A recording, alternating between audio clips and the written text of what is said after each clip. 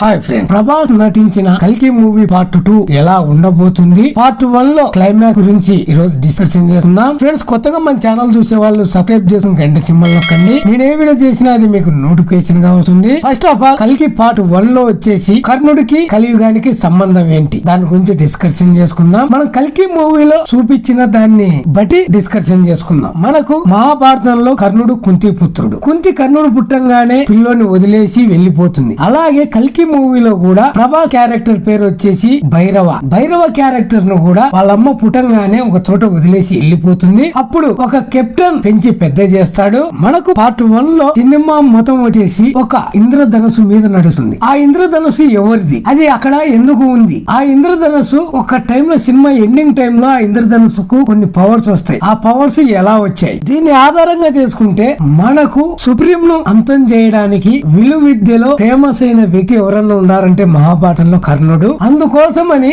ఈ కలియుగంలో కూడా అతన్ని అంతమొందించాలి అంటే సుప్రీం ను ఖచ్చితంగా విలువిద్యలో ఆరితేరిన వాడే ఉండాలి. అందుకోసమని కర్ణుడు క్యారెక్టర్ ను తీసుకొని వచ్చారు ఇందులోకి.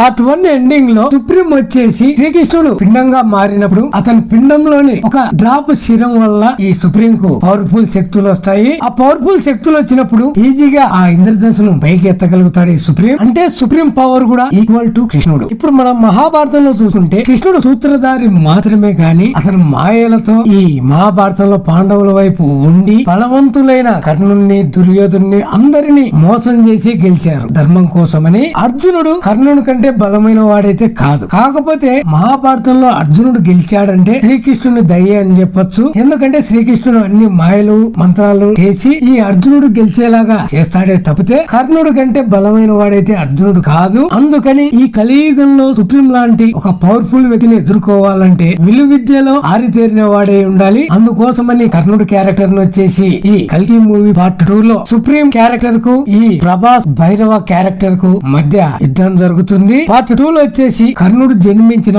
ఓన్లీ సూత్రధారి మాత్రమే, యుద్ధం చేసేది మాత్రం Bhairava character supreme character. Bhairava character అంటే కర్ణుడు.